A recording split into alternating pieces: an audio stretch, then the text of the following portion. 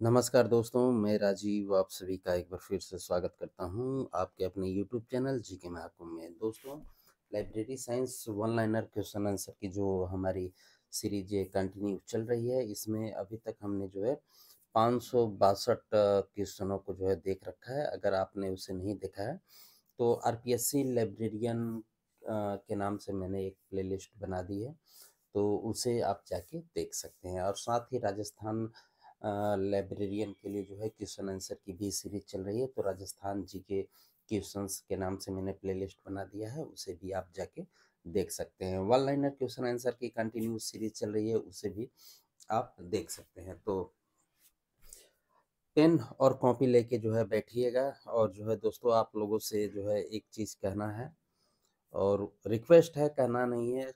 कम से कम आप लोग जो है कमेंट नहीं कर सकते हैं, ठीक है ना, करिए, कोई दिक्कत नहीं, लेकिन कम से कम लाइक तो दबा दिया करिए। इतना तो आप लोग मेरे लिए कर ही सकते हैं, बाकी आपकी मर्जी पे मैं छोड़ता हूँ। तो चलिए देखते हैं आज के इम्पोर्टेंट क्वेश्चनों को। तो आज हम लोग जो है 563 से आगे के प्रश्नों को देखेंगे जितना बन पड़ेगा। तो पहला क्वेश्चन हमारा है कि सीआईपी यानी कि सिप जो इंडिया का है प्रोजेक्ट जो है किसका प्रयास है? कमेंट में जो है बताइएगा कि आपके इसमें से कितने सही हो रहे हैं। तो सीआईपी जो है सीआईपी, इसका पहले पूरा नाम आप नोट कर लीजिए। मैं वो पहले ही बता चुका हूँ कि पेन और कॉपी लेकर साथ में बैठिए। तो इसका पूरा नाम है कैटलॉगिंग इन पब्लिकेशन। ठीक है, कैटलॉगिंग इन पब्लिकेशन।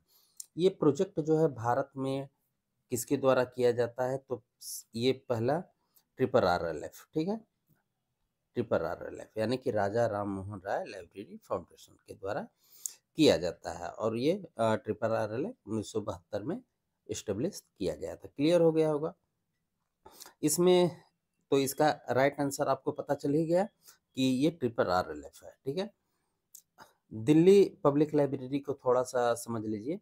दिल्ली पब्लिक लाइब्रेरी जो है ये 1951 में किया गया था, और जो है नेशनल लाइब्रेरी जो है ये 1948 में किया गया था इस्टेब्लिश, जिसका मुख्यालय जो है कोलकाता में स्थित है। ठीक है, और निष्क्रिय जो है इसका पूरा नाम national Institute of Science communication and information resource है। इसकी स्थापना जो है 30 सितंबर 2002 को जो है दो संस्थाएं, ठीक है, 30 सितंबर को जो है 30 सितंबर को जो है 2002 में दो संस्थाओं को मिला के की गई थी। पहला था इंस्कॉम, ठीक है, NISCOM, ठीक है, मीन्स इंस्कॉम प्लस जो है इंसडॉक, ठीक है, इंसडॉक, ये दो संस्थाओं को जो है मिला के स्थापना की गई थी। इंस्कॉम का जो है पूरा नाम अगर आपसे पूछ दे तो इसे भी नोट करिए आप, National Institute of Science Communication, INSCOM का नाम है। और इंसडॉक जो है इसका नाम है Indian national scientific documentation centre. ये दो संस्थाओं के द्वारा जो है इसकी स्थापना की गई थी।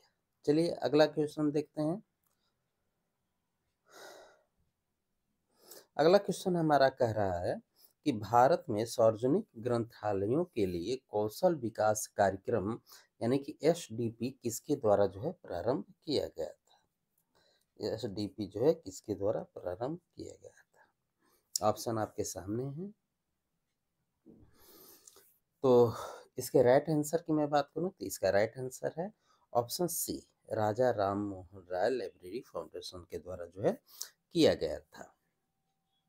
और भारत में जो है सार्वजनिक ग्रंथालयों के लिए कौशल विकास कार्यक्रम यानी कि स्किल डेवलपमेंट प्रोग्राम जो है ट्रिपल आरएलएफ के द्वारा प्रारंभ किया गया है। यह काम करने के लिए जो है कौशल में सुधार और सार्वजनिक लाइब्रेरियन प्रशिक्षण मॉड्यूल विकसित करने के लिए जाने का प्रस्ताव था। इन्हें जो है 3 स्तरों पे जो है परिभाषित किया गया था। प्रथम स्तर था कि प्रशिक्षण कार्यक्रम जो कि 23 से 26 नवंबर 2011 तक डेलनेट नई दिल्ली में आयोजित किया गया था। और जो है दूसरा कार्यक्रम जो है यानी कि दूसरा प्रशिक्षण कार्यक्रम जो है 30 तारीख से 30 से 31 जनवरी 2012 को जो है आयोजित किया गया था। आयोजित किया गया था, ठीक है? तो ये दोनों को जो है ध्यान में रखिएगा।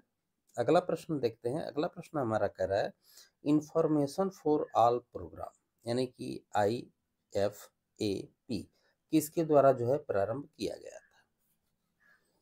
बहुत अच्छा क्वेश्चन है, बताइए। तो इंफॉर्मेशन फॉर ऑल प्रोग्राम यानी कि IFAP यूनेस्को के द्वारा जो है, इसमें जो ऑप्शन डी दे रखा है, यूनेस्को के द्वारा जो है 2001 में, ठीक है, 2001 में जो है शुरू किया गया था। और जो है OCLC जो इसमें दे रखा है, इसका पूरा नाम है ऑनलाइन कंप्यूटर लाइब्रेरी सेंटर, और ये जो है गैर लाभकारी संस्था है, ठीक है। ये कंप्यूटर पुस्तकालय सेवा और अनुसंधान संगठन है जो अग्रसर सार्वजनिक प्रयोजनों के लिए जो है दुनिया भर की जानकारी तक जो है पहुंच और सूचना की लागत को कम करने के लिए समर्पित किया गया था।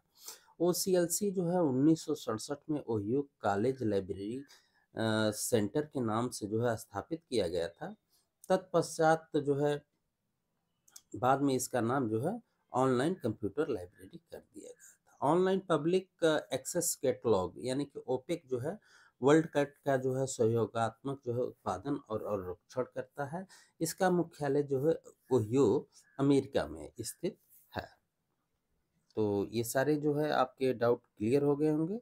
इफ्ला के बारे में पहले ही बता चुका हूँ, कांग्रेस के बारे में पहले ही बता चुका हूँ। OCLC पहली बार आया इसलिए पूरी डिटेल में समझा दिया आपको। अगला देखते हैं। अगला प्रश्न हमारा कह रहा है कि भारत में शैक्षणिक पुस्तकालय के विकास के लिए विश्वविद्यालय अनुदान आयोग की निम्नलिखित पहलों को जो है कालक्रमानुसार जो है व्यवस्थित करना है, यानी कि सीक्वेंस वाइज इसे करना है। तो राष्ट्रीय इसमें दे रखा है कि राष्ट्रीय सूचना केंद्र का प्रयोजन महाविद्यालय पुस्तकालय के लिए सदृश अनुदान, ये पढ़ लीजिए आप एक बार, ठीक है। तो UGC के निम्नलिखित पहलों को जो है सीक्वेंस वाइज अगर बैठाना हो तो सबसे पहले जो है इसमें दे रखा है विश्वविद्यालय और महाविद्यालय पुस्तकालयों पर जो है पुस्तकालय समिति जो है SR रंगनाथन की जो बनी थी, ये जो है 1957 में बनी थी। ये तो आप क्लियर हो है कि 1957 में जो है बनी थी। अब महाविद्यालय पुस्तकालयों के लिए जो है सदृश अनुदान जो है ये, और राष्ट्रीय सूचना केंद्र का प्रयोजन, राष्ट्रीय सूचना केंद्र, ये 1 नंबर पे है।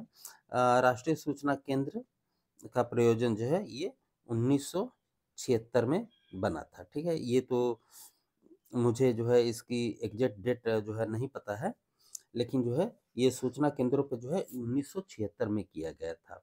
और सूचना और पुस्तकालय नेटवर्क यानी कि इन्फिलिप जो है ये 1991 में किया गया था, ठीक है, 1991 में किया गया था।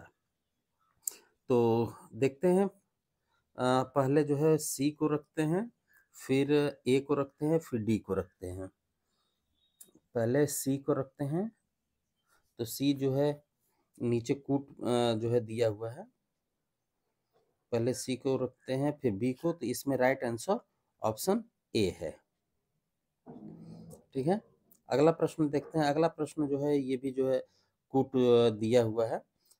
निम्नलिखित संगठनों के कौन से सार्वजनिक पुस्तकालय के विकास से जो है जुड़ा है, यही बताना है। यूनेस्को, RRLF, इन्फिलिपनेट और DRTC।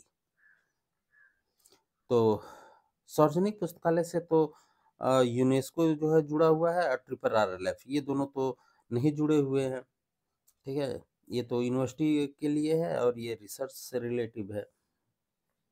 तो इन्फिलिपनेट जो है UGC द्वारा जो है 1991 में इंफॉर्मेशन लाइब्रेरी नेटवर्क के नाम से किया गया था, जो विश्वविद्यालय लेवल पर जो है वर्क करता है। और DRTC ये रंगनाथन के द्वारा जो है 1962 में बेंगलुरु में किया गया था। इसका पूरा नाम है documentation research and training centre, और ये अनुसंधान और प्रशिक्षण से रिलेटिव है। बाकी जो है यूनेस्को और ट्रिपल RLF ये पब्लिक लाइब्रेरी से रिलेटिव हैं, तो इसका राइट आंसर ऑप्शन ए ही होगा।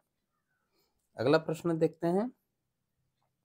अगला प्रश्न हमारा कह रहा है कि निम्नलिखित ISBN के तत्वों को जो है सही क्रम में व्यवस्थित कीजिए। सही क्रम में जो है व्यवस्थित करना है। तो मैंने आपको जो है इसे पहले ही बता चुका हूँ कि ये कितने में डिवाइड किया गया है। ISBN यानी कि इंटरनेशनल स्टैंडर्ड बुक नंबर। तो इसे आप जो है राइट आंसर बताइएगा इसका। तो इसका राइट आंसर मैं बता दे रहा हूँ, ऑप्शन बी है। सबसे पंजीकृत तत्व, प्रकाशन तत्व लास्ट में जो है चेक डिजिट होता है। ये आगे पहले के वीडियो में मैं इसे जो है पूरा करवा चुका हूँ आपको, ठीक है। इसे बार बार नहीं बताऊंगा। आगे देखते हैं। DARE यानी कि डेयर, DARE यानी कि डेयर जो यूनेस्को का एक जो है डाटाबेस है, निम्नलिखित के बारे में जो है जानकारी उपलब्ध कराता है। डेयर जो है यूनेस्को का एक कार्यक्रम है और ये किसके बारे में इंफॉर्मेशन प्रोवाइड करता है, बताइए। तो डेयर जो है यूनेस्को का एक डाटाबेस है और ये जो है सोशल साइंस के संबंध में जानकारी उपलब्ध कराता है।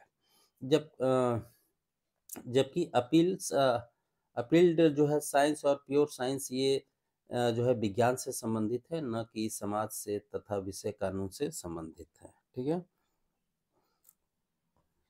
अगला प्रश्न है। क्वेश्चन थोड़ा टफ हो सकता है दोस्तों, क्योंकि टफ बनाने में ही सही है। अगला प्रश्न है। अभिकथन कह रहा है कि भारत में सभी सार्वजनिक पुस्तकालयों का अनुरक्षण उपकर से होता है। तर्क दिया जा रहा है कि यूनेस्को के घोषणा पत्र में सिफारिश की गई थी कि सार्वजनिक पुस्तकालयों का जो है वित्त पोषण जो है पूर्णतः सार्वजनिक निधियों से होना चाहिए, निधियों से होना चाहिए। तो ये तो सही है, लेकिन ये जो है गलत है, ठीक है। तो इसमें ऑप्शन डी जो है सही है। अगले प्रश्न को देखते हैं। अगला प्रश्न हमारा है। Guide for the preparation guide for the preparation and publication of abstracts प्रकाशित हुआ था। इसको जो है किसने प्रकाशित किया था? तो ये जो है यूनेस्को के द्वारा जो है प्रकाशित किया गया था।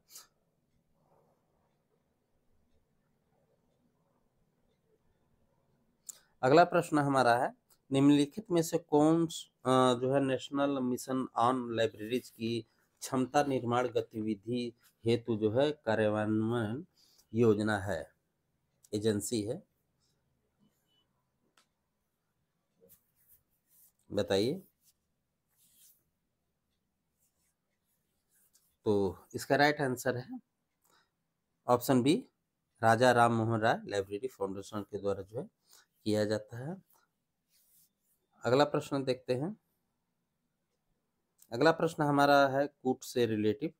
निम्नलिखित में से कौन ISBN के प्रकाशन तत्व के बारे में सही है? प्रकाशन तत्व के बारे में जो है सही है।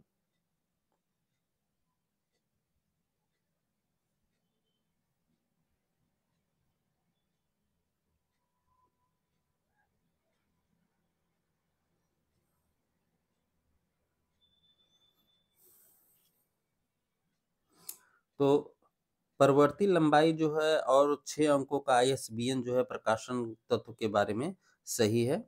तो ये दो जो है सही है, तो ऑप्शन इसमें ए होगा। अगला प्रश्न देखते हैं। अगला प्रश्न हमारा कह रहा है, ये भी कूट से रिलेटिव है। निम्नलिखित घटनाओं को उसके उनके जो है घटित होने के क्रम में जो है व्यवस्थित करना है। इनको जो है सीक्वेंस वाइज लगाना है।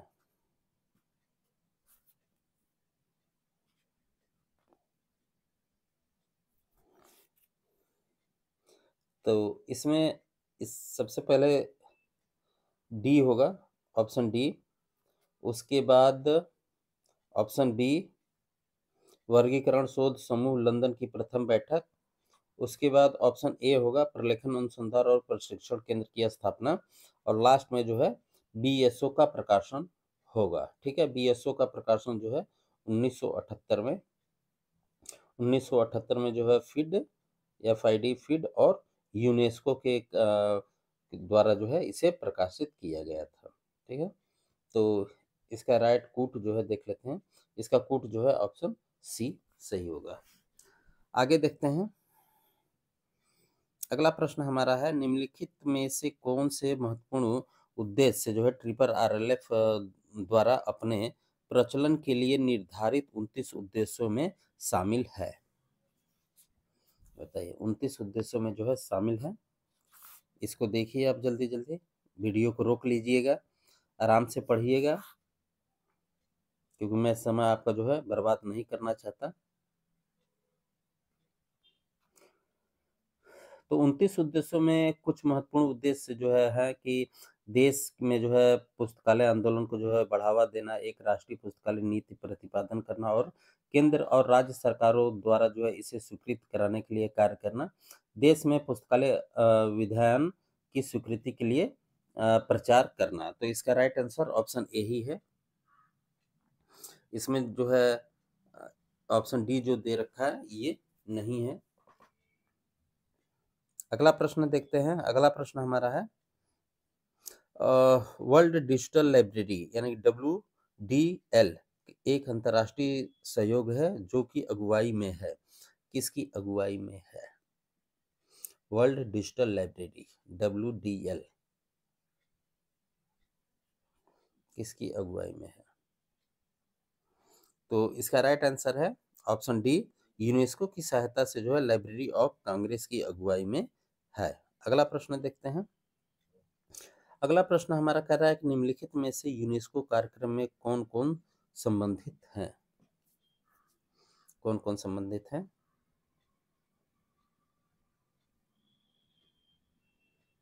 बताइए। तो इसमें जो ऑप्शन दे रखा है PGI यानी कि जनरल इंफॉर्मेशन प्रोग्राम, और जो है यूनिसिस्ट यानी कि world scientific information centre UNESCO से संबंधित है, जबकि UAP और ISBD जो है ये इफ्ला से संबंधित है। ठीक है, ये क्लियर हो गया होगा। यूएपी यूएपी और जो है ISBD। ठीक है, तो ये जो है इफ्ला से संबंधित है। ISBD ये इफ्ला से संबंधित है, तो इसमें राइट आंसर इसका कूट ऑप्शन ए सही है। अगले प्रश्न को देखते हैं। अगला प्रश्न हमारा कह रहा है कि राजा राम मोहन राय लाइब्रेरी फाउंडेशन के जो है पहले निर्देशक कौन थे? पहले निर्देशक कौन थे? तो ये क्वेश्चन मैं बार बार आपको बता चुका हूं। इसका राइट आंसर है BP बरुआ। BP बरुआ जो है पहले जो है अध्यक्ष थे। अगला प्रश्न देखते हैं।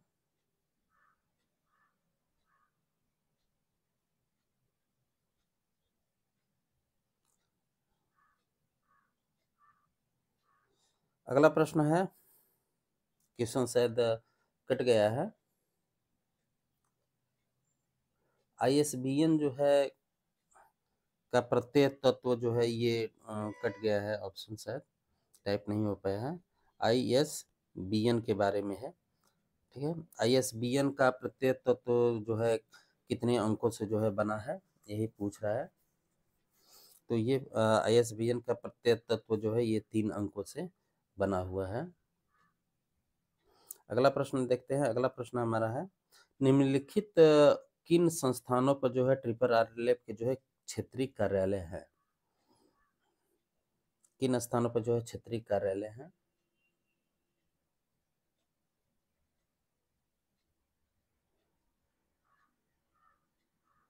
देखिए, बताइए इसमें क्या सही होगा।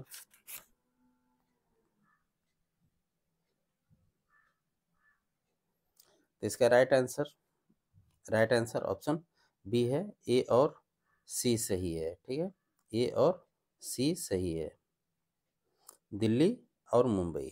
अगला प्रश्न है, अगला प्रश्न देखते हैं। अगला प्रश्न है, आईएसबीएन से आशय है। आईएसबीएन से क्या आशय है? तो ISBN international standard book number, जो कि आईएसबीएन का पूर्ण रूप है। आईएसबीएन जो है ट्रिपल आरएलएफ के द्वारा दिया जाता है, जिसका मुख्यालय जो है 2011 में दिल्ली में हो गया था। ठीक है, तो ऑप्शन ए। अगला प्रश्न देखते हैं। अगला प्रश्न हमारा है कि ट्रिपल आरएलएफ किसकी उन्नति से जो है संबंधित है? ट्रिपल आरएलएफ जो है किसकी उन्नति से संबंधित है? तो इसमें जो राइट आंसर है, ये सार्वजनिक पुस्तकालय से संबंधित है। अगले प्रश्न को देखते हैं। अगला प्रश्न हमारा है, राजा Ram Mohan Roy national agency for ISBN कहाँ स्थित है? ये तो बहुत आसान आसान क्वेश्चन है। तो ये दिल्ली में, सॉरी, दिल्ली में स्थित है। कोलकाता मैंने टिक लगा दिया। अगला प्रश्न है कि भारत में एलआईएस शिक्षा अभिकथन दिया है कि भारत में एलआईएस शिक्षा की पाठ्यक्रम अधिकांशतः अदृश्य हैं, क्योंकि स्थानीय एलआईएस आवश्यकताएं जो है भिन्न हैं। तर्क है कि यूजीसी आदर्श पाठ्यक्रम भारत में एलआईएस विद्यालयों के लिए जो है अनिवार्य नहीं है। तो जो है ये दोनों जो दे रखा है, ये दोनों सही है। तो इसका राइट आंसर ऑप्शन ए और आर दोनों सही है। अगला प्रश्न देखते हैं। अगला प्रश्न हमारा कह रहा है कि देश भर में विभिन्न अकादमिक संस्थानों द्वारा जारी किए जाने वाले सभी शैक्षणिक उपाधियों का जो है एक 24x7 यानी कि 24x7 सब पूरे दिन जो है ऑनलाइन स्टोर हाउस प्रदान करने के लिए यूजीसी द्वारा जो है की गई पहल का नाम क्या है? बहुत ही इंपॉर्टेंट क्वेश्चन है, बताइए।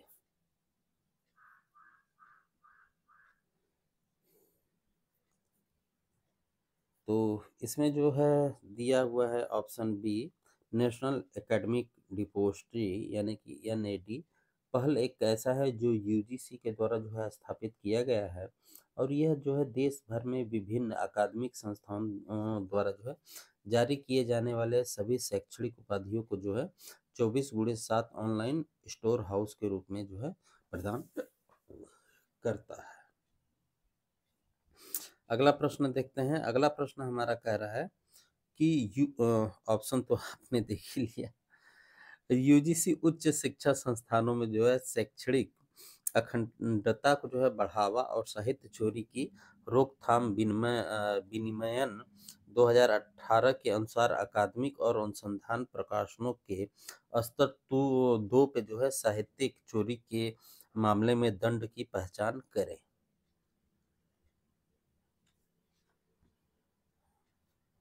इसमें बताना है।